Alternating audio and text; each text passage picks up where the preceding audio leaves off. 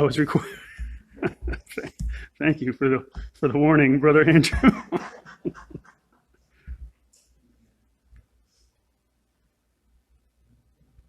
Hola, your journey starts now. Just south of our border is an amazing world that needs the gospel. BEBE-LA America has a wonderful program for those who would like to diversify their opportunities in this good news expedition. This missions journey was set in motion by the Apostle Paul. Many of us are familiar with this activation of our Lord's command, and that we are indeed great commissional Christians. BEBE-LA America still believes this model works. This means evangelism, making disciples, assembling believers into local churches, and repeating the process from Jerusalem to the ends of the earth. Missions has a very specific biblical purpose: evangelization that produces churches. Paul evangelized. Acts 13:49 says, "And the word of the Lord was published throughout all the region." Paul saw churches started, and when they had ordained the elders in every church and had prayed and fasted, they commended them to the Lord on whom they believed. Acts 14:23. This resulted in churches in Rome, Corinth, Galatia, Ephesus, Philippi, Colossae, and Thessalonica. The journey expanded throughout all Asia and Europe. Paul capitalized on this clear vision by training pastors. His seminary on the road. These trained men were ready to minister in the churches that were started. With great commissional obedience, Paul's 3 missionary journeys, came great expansion of the gospel. By the 15th century, we saw the journey expand to the New World, the Americas. This expansion brought soul saved, church starts, and biblical training throughout the world. The journey is about to go full circle in many parts of the world. The time is right for the expertise of BEBE. Where can our journey take us? We have opportunities in Brazil, Bolivia, Chile, Mexico, Puerto Rico, Ecuador, Argentina, Honduras, and other countries in South America. Many graduates would be overjoyed to receive a 2-year window of support to plant a new church. These are men who live without in order to get an education, who already know the language, and can travel freely throughout the nations of Latin America.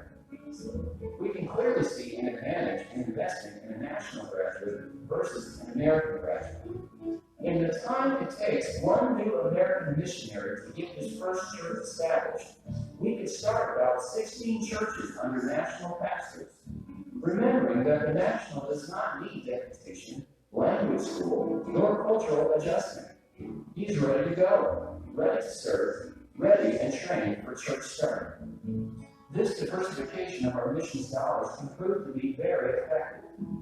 This is not to say that we stop praying for and sending Americans to the field. The pioneer missions work is just a small window at the beginning of the timeline in this biblical journey. Touching lives we can never reach. Constructing church buildings under harsh conditions. Yielding much fruit as the journey continues. Would you pray? Would you partner? Would you put your feet into motion and join our journey? Not just where we've been, but where we're going.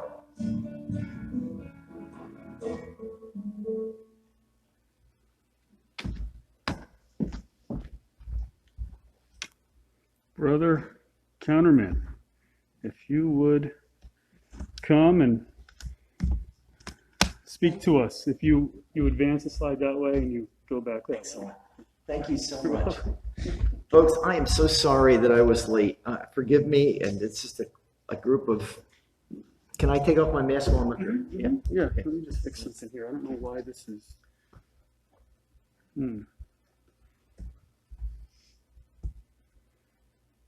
don't know what's to do about that. Andrew, you know what to do about that? There's some notification up here. Support assist. Well, we'll just leave that up there, I guess. Yeah.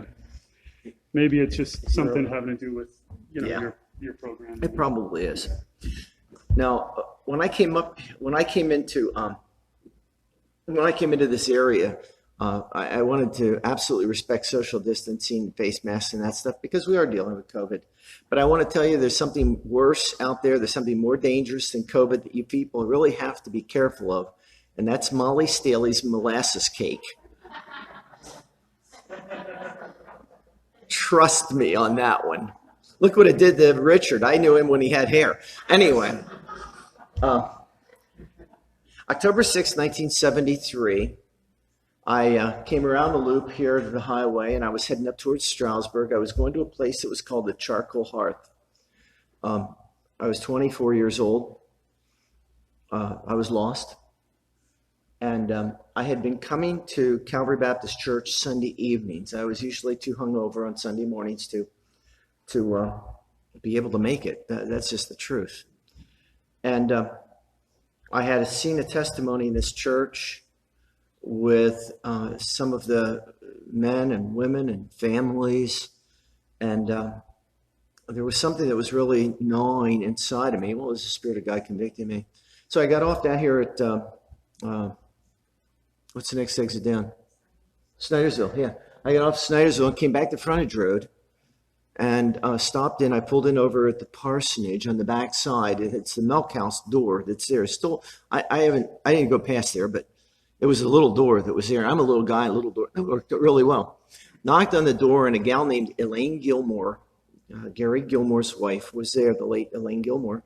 The poor woman opened up the door very carefully because a lot of the bums would come down off the highway and want food and everything.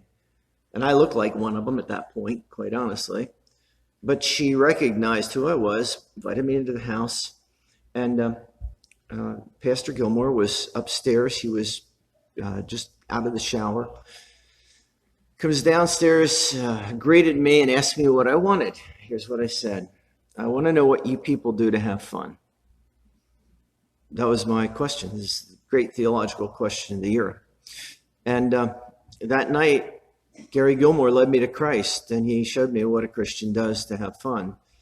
Old things pass away, 1 Corinthians 5:17. Huh? All things become new. And that's what happened to me. I went home, I went to bed, came back here on a Sunday morning. Half the Sunday morning crowd never saw me because I was a Sunday nighter. And they wondered who I was. And well, the rest is history. I could tell you story after story about the progress, but I went off to Pillsbury at the time. After Pillsbury, I went to Central for a year, came to Lansdale, graduated from Lansdale, and the rest is history. I spent 12 years in upstate New York. I spent 25 years in Maryland in a church there, and now I'm with my youngest son out in southeast Iowa. So God's been good. He lets me run around and present Latin America, and that's sort of the joy of my heart. I'm young enough now that I can still do it, and I'm old enough now that I might know a little bit about how to do it. That's my hope. But anyway, with all that said, I work with Latin American pastors, and I wanted to pray with you and get started and show you why I'm doing what I'm doing, show you where I'm getting it from the text of Scripture, and at least make you aware that this ministry is out there. Okay? So would you pray with me? Our Father, thank you so much for opportunity to love you, to show you, to perhaps explore your word, to take it to not just where we've been, but where we're going in missions. And when that's all said and done, to you be the glory, Lord. Thank you for this church, its testimony. It stayed true. So thank you for that. And I pray that everything that's done would be to your glory, would complement the ministry here. We pray in Jesus' name. Amen. So I called your pastor and said, hey, I'm doing this ministry and I'm sort of from this area. And I was going to peek out the window when I came up here just to see if the window from the, it's still over there, isn't it? I didn't even look. I ran in here so quickly. The parsonage is still over there, right? Yeah. Yeah, it would take an act of God and 3 atomic bombs to break down that old stone building, wouldn't it? And anyway, it withstood me, so I'm sure it could withstand a whole lot of other things. Anyway, yeah, that night I got on my knees in the living room and Gary Gilmore led me to Christ. I have fond memories of this place. This is before that whole wing was added on.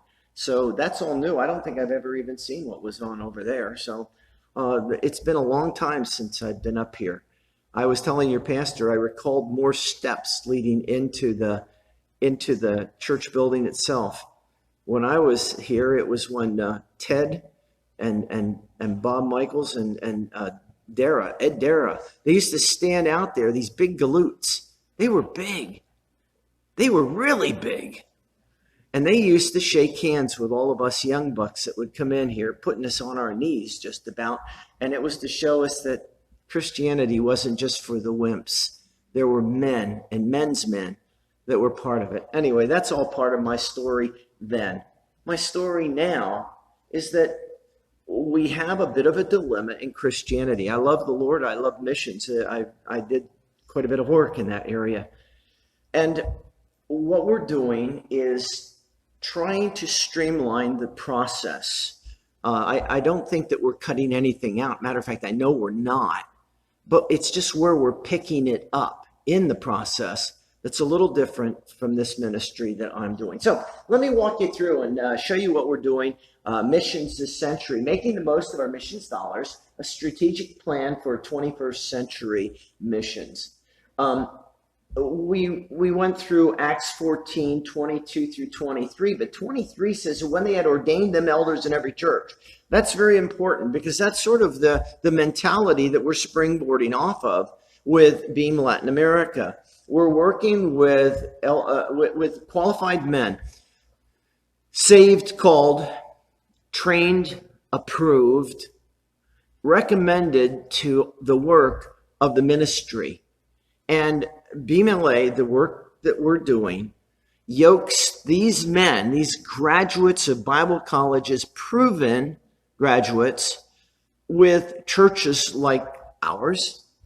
And we yoke together to underwrite them for 2 years. I'll show you a little bit more of that in a moment. But it's evangelized strategic cities, established local churches, and we entrust this to faithful men. That's what we're doing. There's two questions right now in missions that really need to be explored.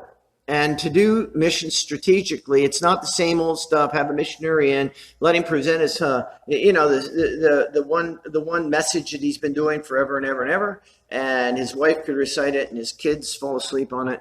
And I don't mean that in a bad way. Please don't mistake. But this is sort of the way we've been doing missions for a long, long time. But we have a problem.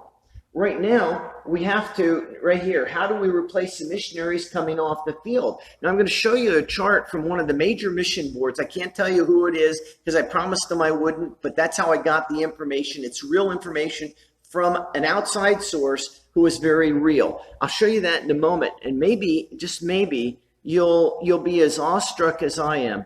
We are losing the battle in sending men to the field to start missions works. We're losing the battle and replacing the guys that are retiring, my generation, that are starting to go off of the field right now, off of the ministry, out of the ministry. We aren't producing enough men in our Bible colleges and seminaries to just to fill the empty pulpits.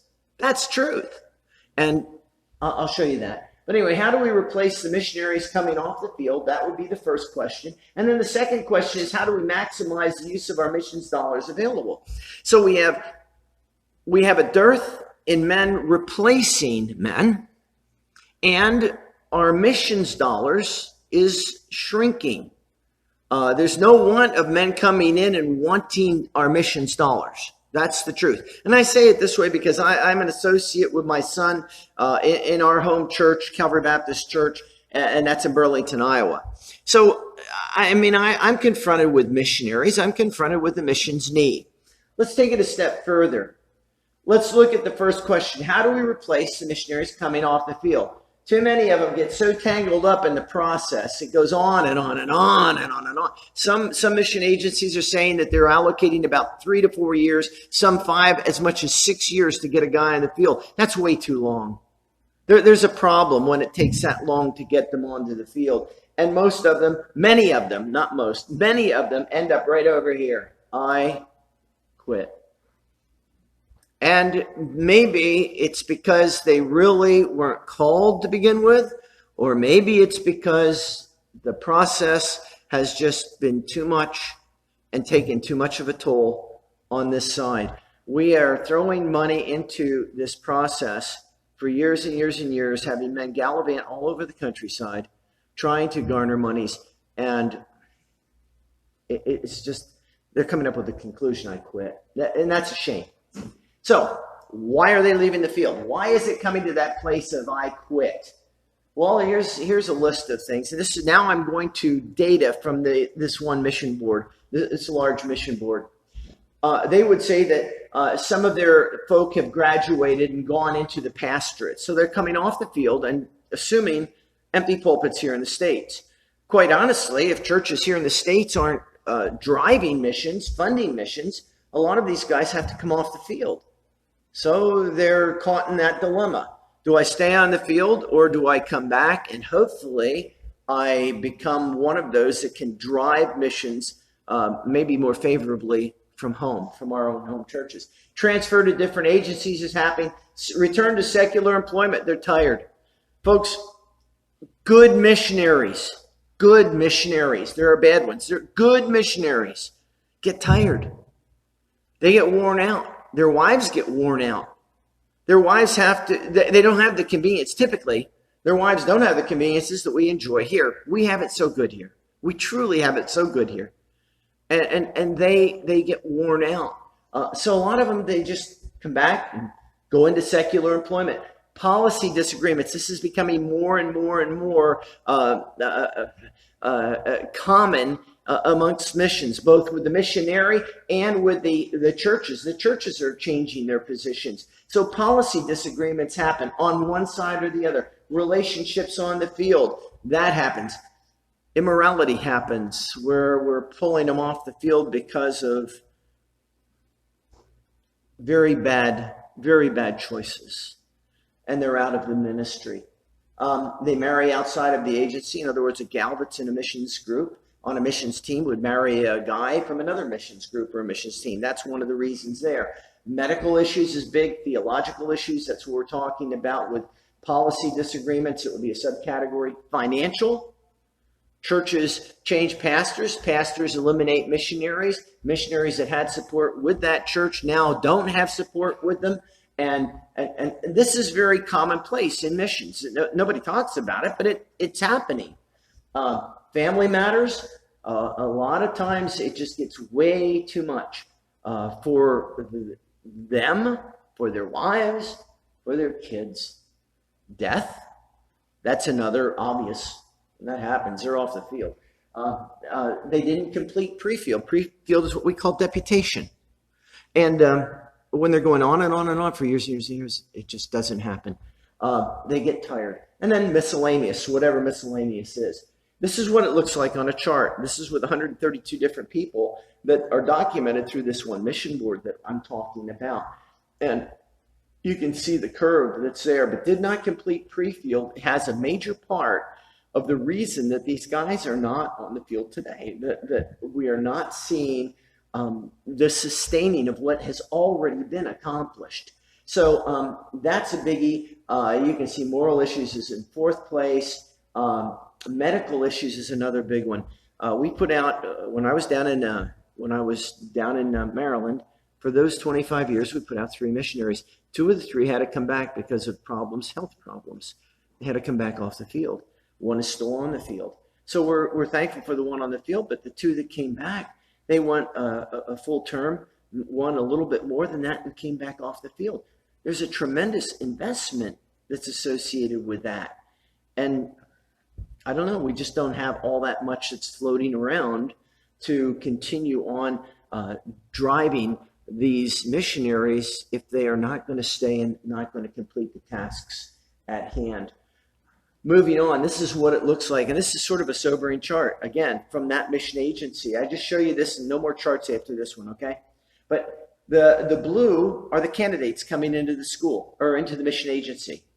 The green are those retiring from that mission agency. And then the orange are those that are resigning for whatever reasons that we saw before. If you start over here in 2007 to 2018, you come up with a 20-man deficit.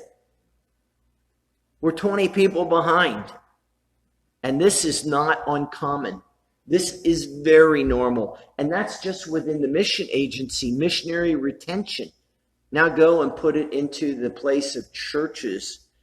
And almost any state that you look at has huge amounts of empty pulpits.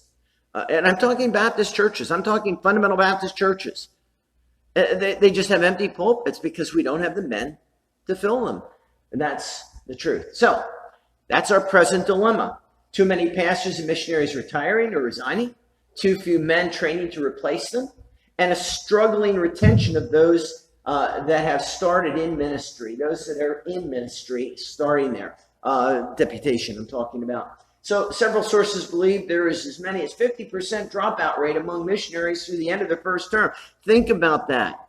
So we have good guys coming in and they present their field and they move our hearts and we want to do something with them. And we say, that's a legitimate field. Half of those, probably about half of those, aren't going to make it past their first term. And that's a shame. That's a real shame. Some of it is because we are not vetting them to the place that we are really going into the issue of the call. And some of them we are just allowing to give us their best without checking into them, checking their home church, checking up to see what they're doing and how they're doing it. And some of that's on us. The National Church Planner, who is the called, trained, recommended, and accountable, is an answer. That's a key word right there, an answer, not the answer, an answer to these present problems, this present dearth that we're having. That's where I have come in. I've sat down, I've examined this, I've done my doctoral work was in missions, very serious about this. And these are some answers that I think we should wrestle with. Not mandate, it's a suggestion. You guys are the church. I'm just showing you a real problem and a real need, and perhaps suggesting a way that we might at least look at addressing that problem or that need. So that's what's going on. Here's what it looks like simply. I go down to the field. I go on the field. I go to colleges and seminaries down in Latin America. I have a group of advisors that have been watching the young men of those schools as they work, as they study, as they go on extension, as they go weekends into their local churches, as they minister, as they evangelize, as they teach, as they preach, seeing what they can put together and their desires for ministry along with the sacrifice of going to school. I asked these men, these advisors of mine, who would be a good candidate to underwrite for 2 years. That's how I get the men that I bring back, the names that I bring back to the States for underwriting. And they're very quick to give me the best that they have. It's a benefit for them. It's a benefit for their country. All the way around, it works. So I take those guys, that's the one I want right there. And I come back and I talk to churches like this one and say, hey, here is a good way to expand your missions footprint. It's a little bit different in that we're not talking about our guys, our national pastors here in North America, but we're talking about national pastors in South America. South America, Asia, and Africa are the three hot areas globally right now for evangelism and missions work. This is one of those areas. We've been there for multiple decades. We have schools in place. We're producing a good product. So what we do is to direct local church funds directly to an approved, trained national church starter for 2 years. So we get the money. It goes through BEAM. And when I say through BEAM,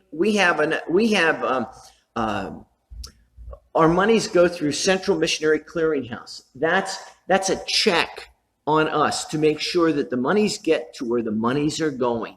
So we have levels of accountability all the way through this program. That's huge for a pastor. I know that pastors want accountability when it's on the field and when we're talking about nationals and others. It's a huge step. We have 3 levels of that. So it starts with a church having a heartbeat for this. They invest monies going through BEAM and through our agency. And then it goes to the man in the field. And that's the process that we work. With this, we also are involved in Bible distribution, building programs, children's camp supports, humanitarian and medical aid.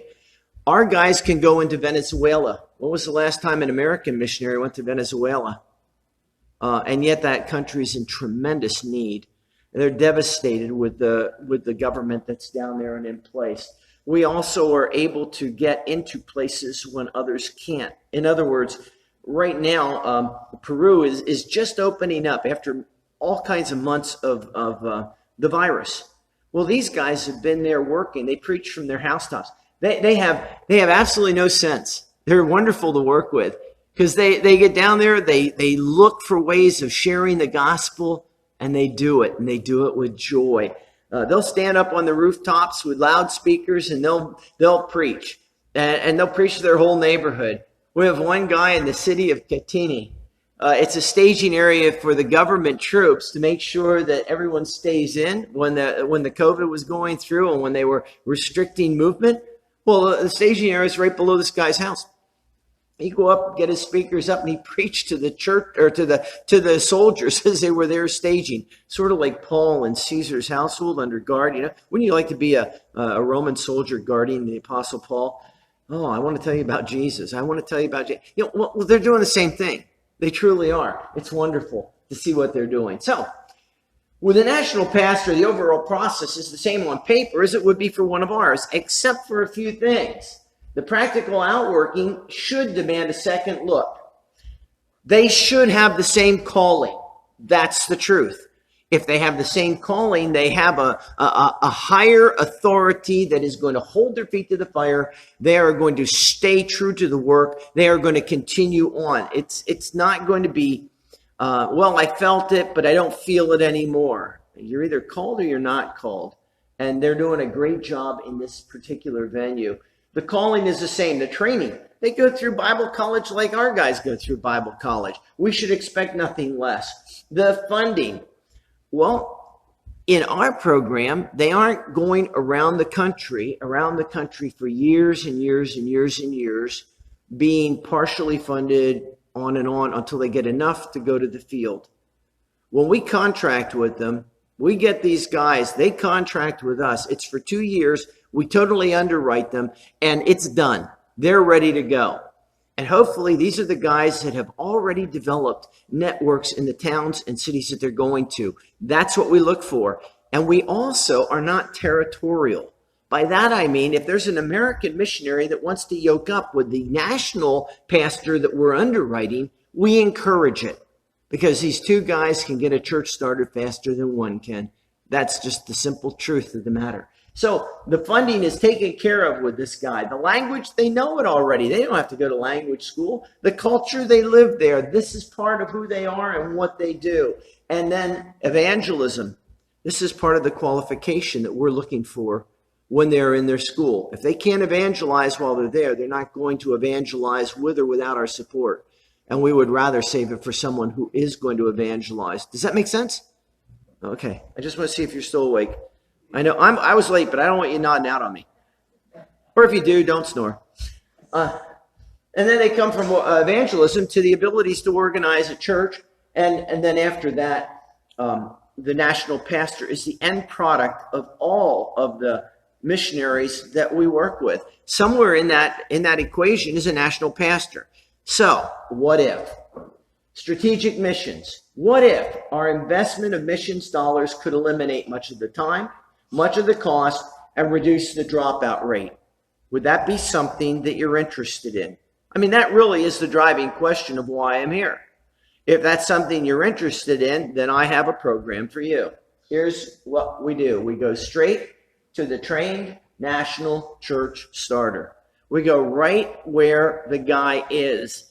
And we eliminate so much of it. We eliminate the training. We get a trained man. We eliminate the funding. We have it. It's in place. We're ready to go. Get going. Get doing what you've been called to do. The language, you know it. The culture, you know it. You live there. So, I mean, does this make sense to you? I don't know. To me, it's sort of a no-brainer, but whatever. We turn them loose so they can start evangelizing and start organizing a church. And it's been quite successful. It's a 2-year commitment. Us to them to us to the churches that support the national. We only ask for a 2-year commitment. If it's not good and we're not what we say we are, you've lost 2 years. But it's not like we go on and on and on and on and on and you never can stop. It's a 2-year commitment. And we find that that's very fair, and we find that it works quite nicely. The supported national church pastor for 2 years is able to do what he's been trained to do in his own country, culture, and with his own people. So there are global areas where this can happen.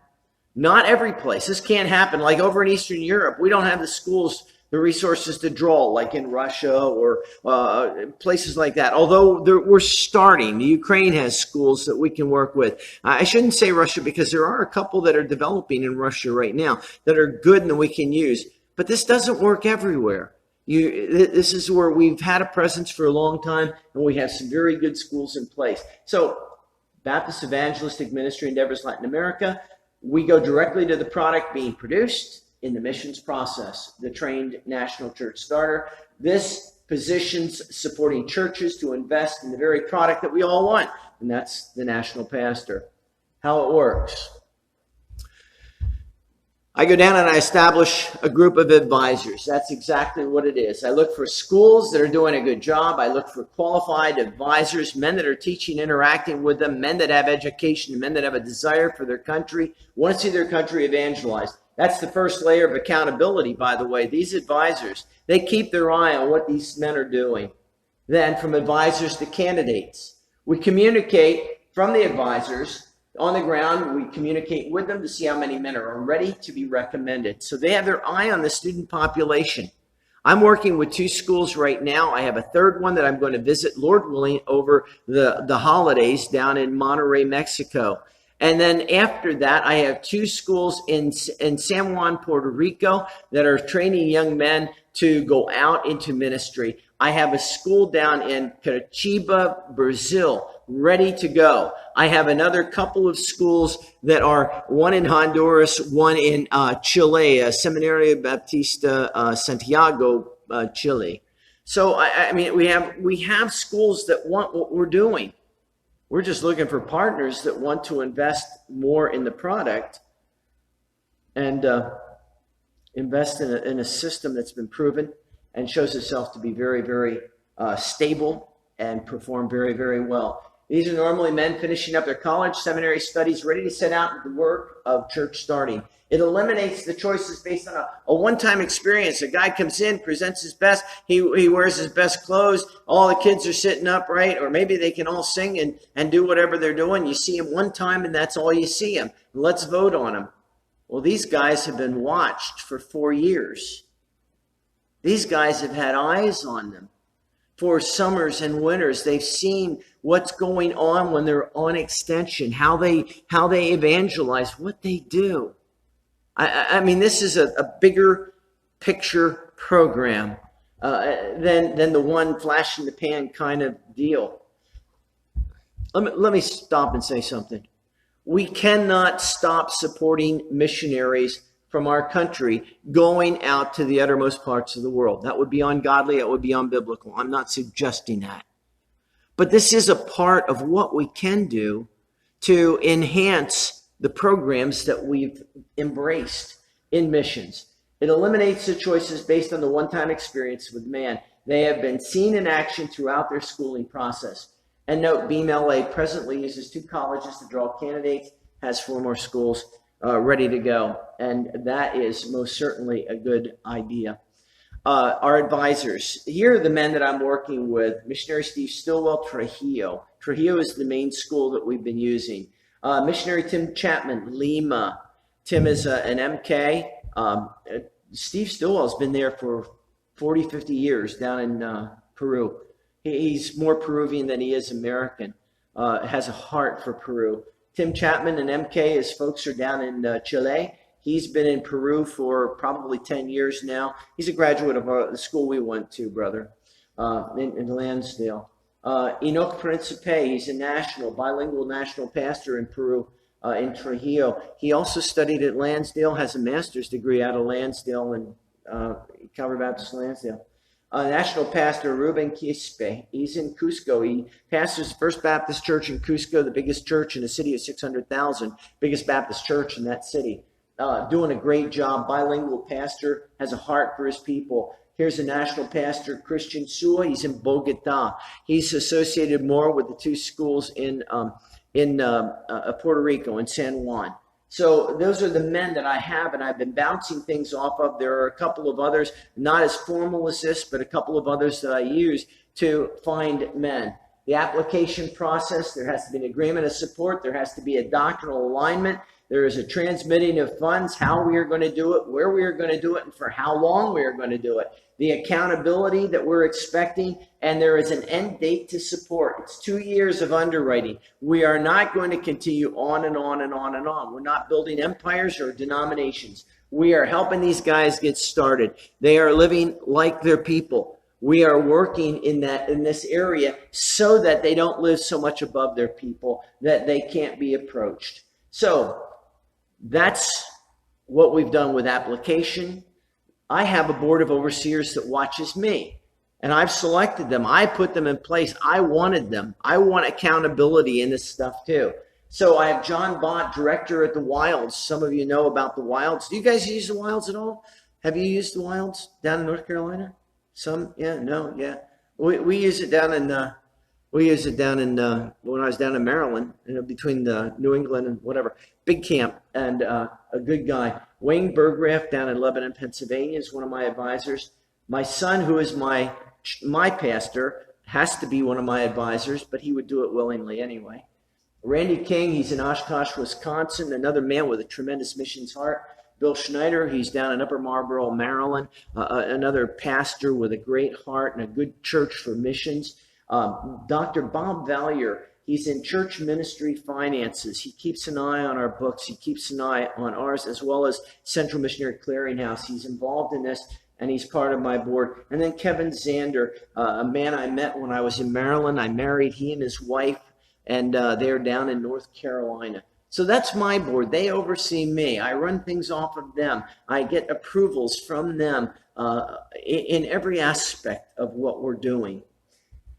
Financial accountability, Central Missionary Clearinghouse, that's us. That's what I do out of Houston, Texas. So all the funds go through them, and then from there they go to me, and I disseminate them to the pastors on the field. That's how that works. Not just where we've been, but where we're going. Folks, we need to look at missions a little bit differently. It's not that we're compromising doctrine. It's not that we're compromising method. We most certainly are not compromising being a Baptist, holding to the fundamentals of the faith. We believe the Bible.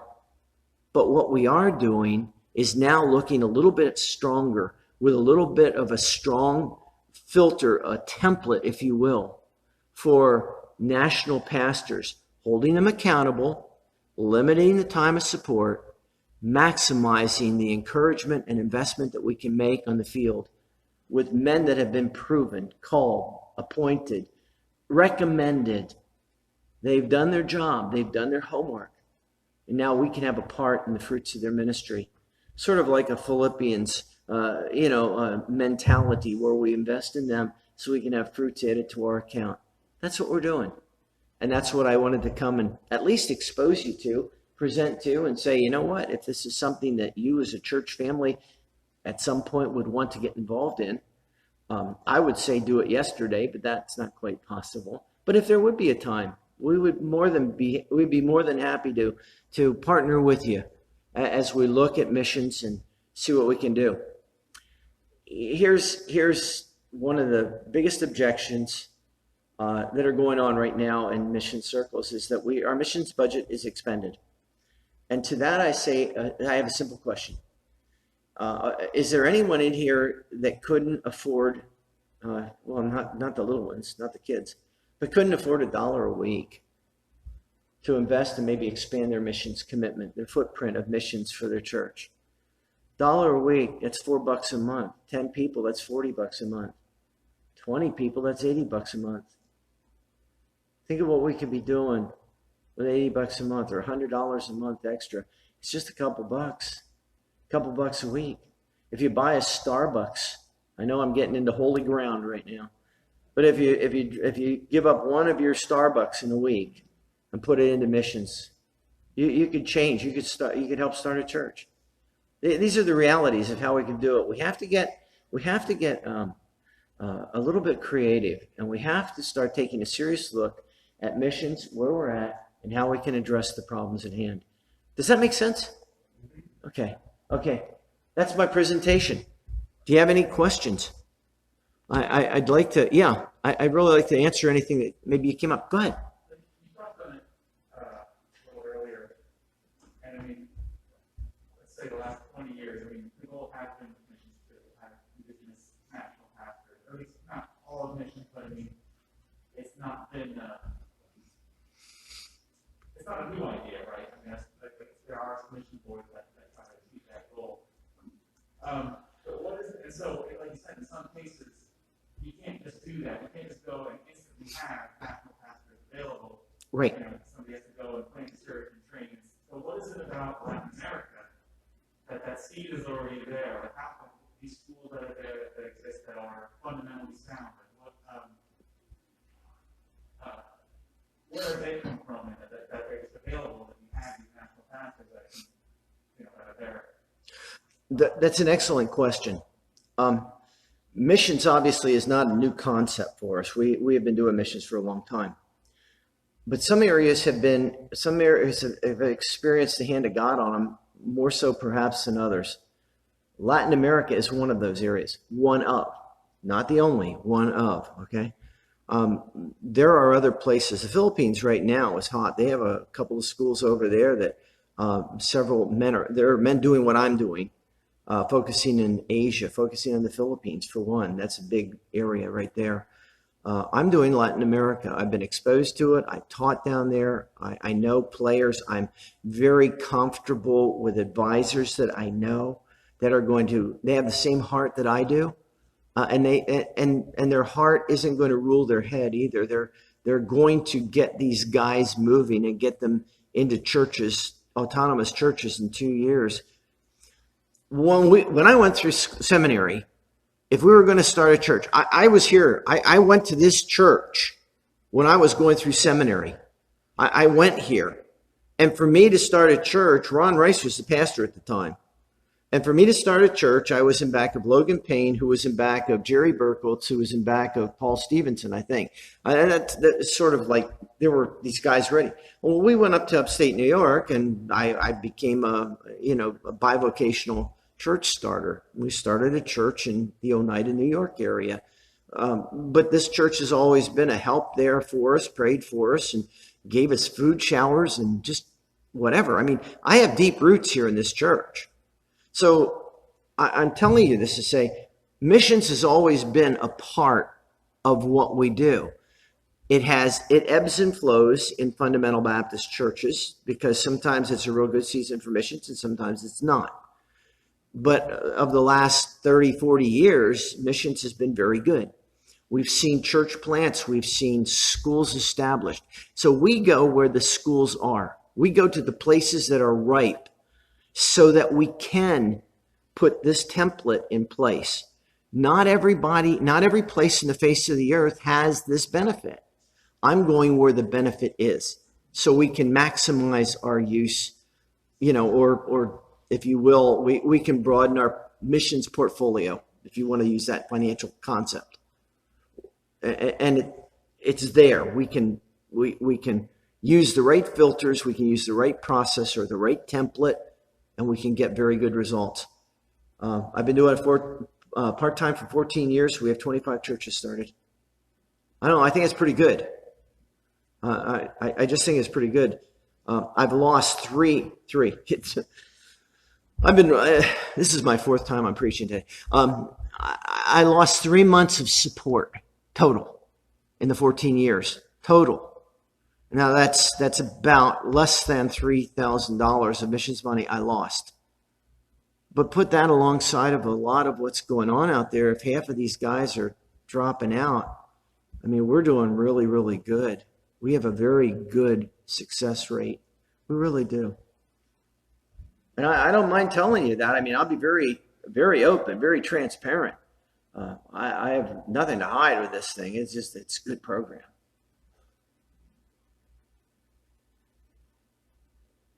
Oh, you want to go home? What? You hungry? Huh? Yes, sir.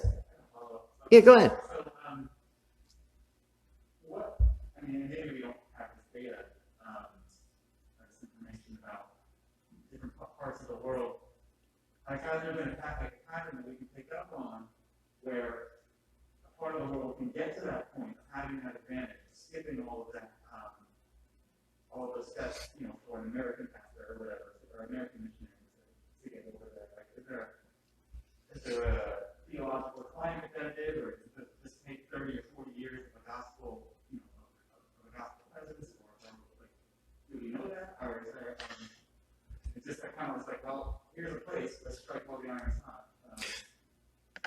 That's a good question again, and obviously I don't have the mind of God to answer that, but I can give you a couple of ideas anyway. If you look at history, that video that I showed earlier had the spread of the gospel. Do you remember that in the opening thing? Yeah. Those were recorded factual expansions. I mean, think about it. I was over in Greece years ago. I wanted to see the churches that were in Greece that were noted: Thyatira, Philadelphia. I wanted to see Sardis. I wanted to see Ephesus. Right now, Ephesus is probably one of the greatest and most amazing archaeological digs that there is, but it's a dead church.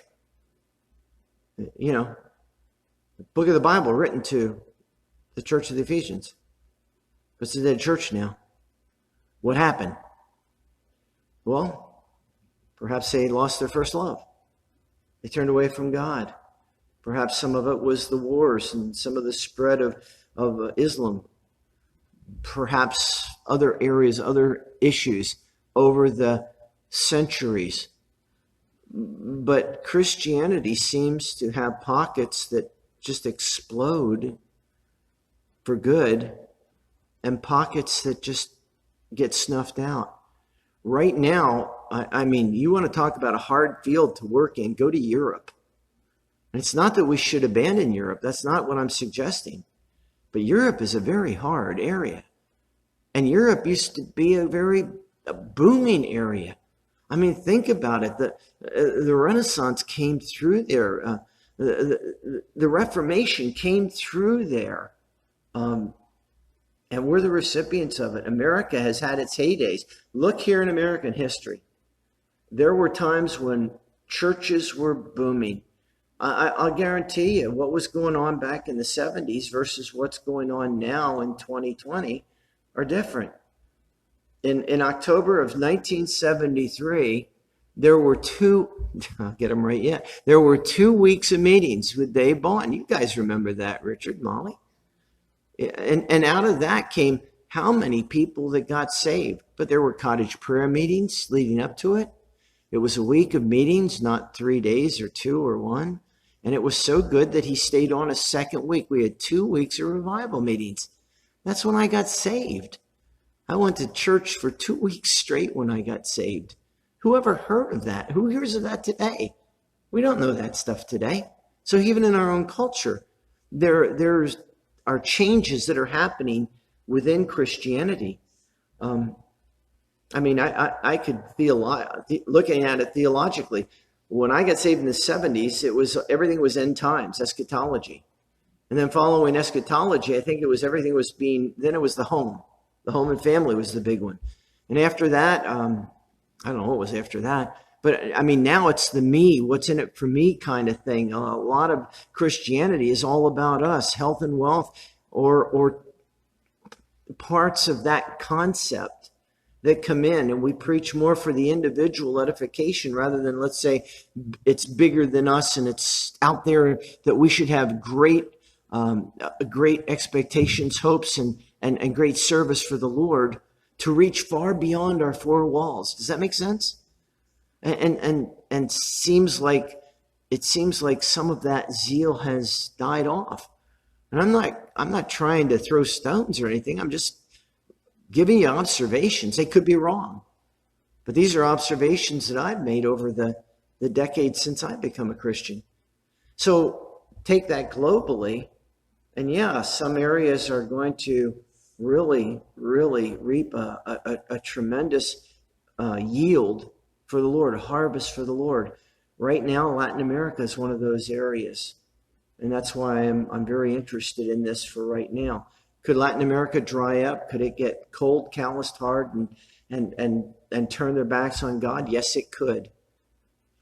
But it's not right now. Right now is a good time for Latin America. Right now is a good time for Asia. Right now is a good time for Africa. That's just fact. And someday maybe the United States is going to be the mission field. And I mean, you don't have to travel too far, and you don't have to listen too long to hear that statement, that we might become the mission field in the near future. So anyway, it's sobering, and it should sober us. We have work to do till he comes. You and I, we have work to do. Yes, ma'am. Yeah. Yeah.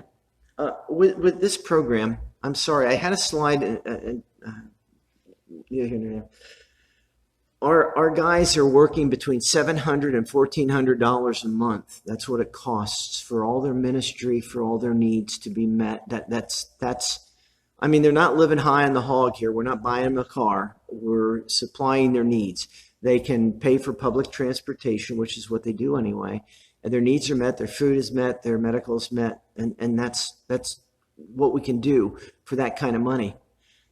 Just 2 weeks ago, we were in Omaha, Nebraska, and we were talking to, am I on now? Am I being recorded? Okay, then I'm going to be careful with what I say.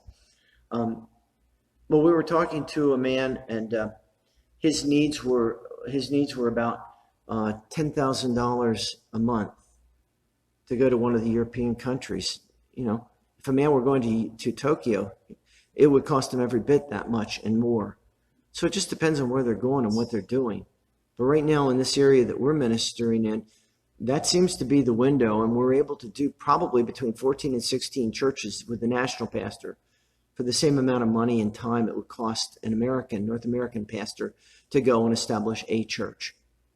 That's another driving force of why we're doing what we're doing. Now, most certainly we need Americans that are called to missions to get on the field, and we need to help them there. I'm not suggesting we don't do that.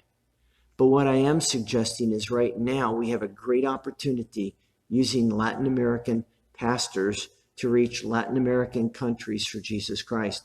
And we are making a difference. We are. And to that end, that's where we are giving ourselves to minister and to yoke, putting churches together, grouping them into financial units to underwrite these national pastors. We take little, we take a lot. Doesn't matter. When I was down in Maryland, we would take as a church, we would underwrite a whole guy. We were blessed. We were in a very affluent area. We had monies that were given to us for missions, and we used them for missions. Some churches can't do it. We have churches that give $50 a month. We're thrilled to pieces with that. We have churches that give thousands and thousands of dollars a year, literally tens of thousands of dollars a year to help us with what we're doing. We're thrilled with that. We're humbled by it. But what we're trying to do here is to make a tremendous impact in Latin America while these doors are open. And it's working. It's working very, very well. So, and it might not, they could close. The cycle could happen. Lord's coming back one of these days. Even so, come Lord Jesus, I'm ready. I hope I'm ready. I'm ready. I want to see him. I'm good with that. If I never have to preach another one of these or present another one of these in the rest of my life, and the Lord would come back, I'd be happy with that. go to heaven. Yeah, it works. But until he does, I would like to at least invite churches to consider strategic missions. And this is an area that might be good for us to consider. I know I am very, very well vested in it. I just think it's maybe the best use of our missions dollars that there is. But others would disagree with me, and that's okay. This isn't a doctrinal issue to fight over. It's an opportunity that we can invest in. Okay? Other questions? So I get on the phone and I call pastors and I bent your pastor's ear and it says, can I come and present? He says, okay, let's work out the time and we'll get you up here. And I come and I'm late. But you know what? I wanted to share this with you. This is something that, we would be honored if Calvary Baptist Strasbourg. Do you call yourself Calvary Baptist Strasbourg West? That's what we used to call ourselves. Is that still the same? Still use that title or what? What do you say? Strasbourg. You do Strasbourg. Okay. So, yeah. So that's what we do. And, if it will work that you guys would yoke with us, man, we'd be thrilled to pieces. We couldn't be happier. Other than that, it's something that we should at least give strong consideration to because we are losing ground. This is a way we can gain ground. And one day Jesus is coming. And that will be good. That's what I have. Pastor? I mean, I'm on Central Time. If you want me to preach for an hour or two, I could do that too. Hey, thank you for coming out.